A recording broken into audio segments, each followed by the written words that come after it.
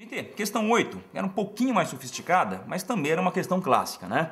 Ele mexe com uma função exponencial, ok? No fundo, você pode ler como sendo PG também, não tem grandes problemas, você também consegue criar esse modelo, e no fim tu cai numa equação exponencial. Agora perceba, como você não consegue fazer a comparação de bases, aí não tem jeito, você vai ter que reduzir a um formato mais simples e aplicar o logaritmo, no caso, na base 10, tá bom? Fizemos bastante disso na revisão, no curso. Acho que você mandou bem e logo percebeu que dava 6 anos, né? Letra B, nessa prova de versão A, tá bom? Bom, a gente passou da metade e começa a questão número 9 aqui, né? Questão do Roberto. Questão esperada, né? Matemática financeira, a gente até esperava uma modelagem um pouquinho mais sofisticada, com o cara fazendo empréstimo, cobra empréstimo, né? Muda a taxa de juros. Aqui não, tudo bem previsível. O cara mexia com capital, que era o X, ele nomeou de X, uma taxa fixa, juros compostos, 10% ao ano, e o cara dava basicamente o valor do montante acumulado após os dois procedimentos, né? Então você deve ter somado os dois montantes e no final chegado a uma resposta, um número redondo, né? Uma boa qualidade da prova, quer dizer, sem números intrincados, já que não tem calculadora. 20 mil, ele pedia a soma dos algarismos que compunham esse número, então alternativa A, 20 mil, a soma de algarismo dá 2. Maravilha. Questão 10, olha aí, um sisteminha, era só interpretar, certo? X e Y, no final a gente cai no sisteminha com duas equações, né? O Y dava 15, o X dava 5 e ele pedia o módulo da subtração entre elas, como uma vale 15. A outra vale 5, a diferença era 10, né? Então módulo 10, alternativa E. Show de bola! Questão 11 foi uma exceção na prova, uma questão que não é impossível, mas não seguia os modelos anteriores, quer dizer, é uma questão bastante conceitual, né, com informações um pouco mais veladas, você tinha que ter mais interpretação nesse caso, mas tinha que perceber duas coisinhas, né, que eram bem capciosas.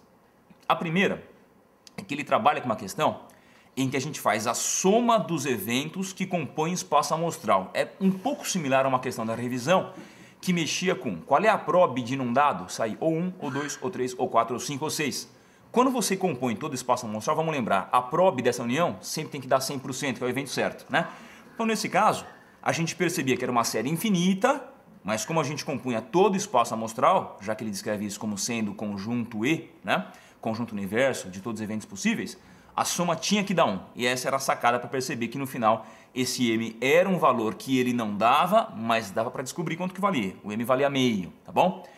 Bom, ainda que você percebesse isso, que não era tão elementar, né?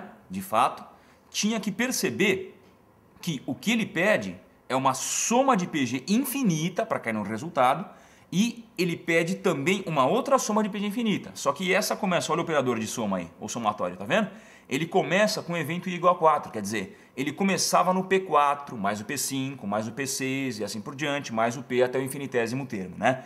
É uma soma de PG infinita convergente, né? A soma você vai lembrar, A1 sobre U menos razão, mas como a questão é teste, perceba, é difícil chegar à resposta porque tinha 2 ou 3 sacanagens no meio do caminho que você tinha que passar por todas elas, tá bom? De fato, é uma questão que é atípica, dava para fazer, acho que você é um cara bem preparado, né? Mas perceba, se você não fez, não fique preocupado porque você não ficou tão abaixo da média quanto uma outra questão te comprometeria, tá bom? Muito bem. Se isso não rolou na 11, talvez na 12 rolou. Você conseguiu fazer uma questão manjada aí, uma questão de função trigonométrica, periódica, onde o cara sempre pede ou a imagem ou ele pede o período, né? Nesse semestre, ele pediu uma diferença entre duas imagens, quer dizer, ele queria o P de 3, referente a março, menos o P de 2, referente a fevereiro. Uma subtraçãozinha simples, no final 750, né? Tu chegava aí a letra B, como estava em milhares, 750 mil reais de diferença, tá bom? Bom, já na última partezinha da prova, as 3 questões finais, olha aí. Eu diria que nessa versão da prova A, a que eu tenho em mãos, a questão 13, você vai lembrar uma inequação de circunferência, o que no plano cartesiano dava um círculo, uma região de circular, né, com centro na origem, raio 1, e uma inequação de módulo, né, no plano cartesiano. Eu diria que a segunda questão mais difícil da prova depois daquela de probabilidades, né? Porque, veja, mistura 2 assuntos, né? 2 associações que não são imprevisíveis, podem acontecer, mas de fato não são tão imediatas, né? Então, uma questão de regiões no plano cartesiano de um lado e com módulo do outro. Inequação modular, que é um assunto que eu diria que dentro do assunto módulo, é um dos que é mais exigentes, é um dos menos fáceis de você lidar, né? Mas se você lembrasse que o módulo é a distância, veja lá, módulo maior igual a 1. Opa! se o módulo vale no mínimo 1, ou então mais do que 1, não tem erro, né?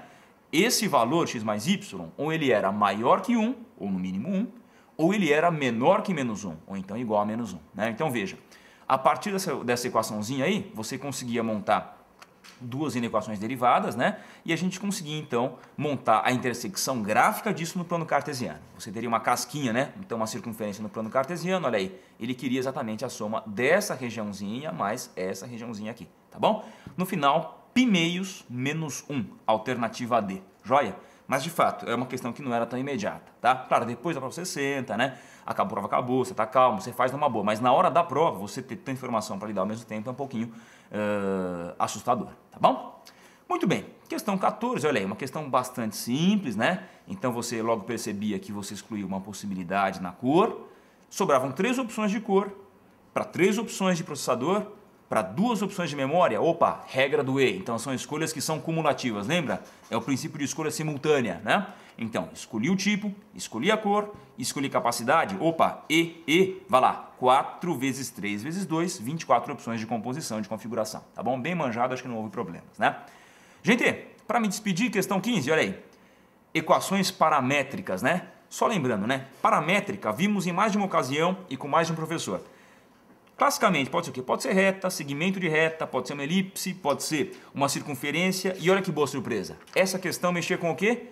Você isolava o cosseno, isolava o seno, x sobre 2 mais y sobre 2. O que você faz? Eleva ao quadrado e soma. Eleva ao quadrado e soma. Cai na relação fundamental. A soma sempre dava 1. No finzinho das contas, olha aí. X quadrado sobre 4 mais y quadrado sobre 4. Essa soma dava igual a 1. Se você reduzisse para a forma reduzida da circunferência, vá lá. X ao quadrado mais y quadrado é igual a 4, uma circunferência na origem, e o raio era igual a 2. Você logo localizou a alternativa correta, uma circunferência que passa pelo ponto, raiz de 2, alternativa E. Pessoal, suave? Então, no geral, acho que você mandou bem, né? Espero que você tenha realmente recompensado o teu esforço ao longo da revisão, ao longo do curso inteiro, tá bom? A gente se despede aqui, obrigado e boas férias para vocês.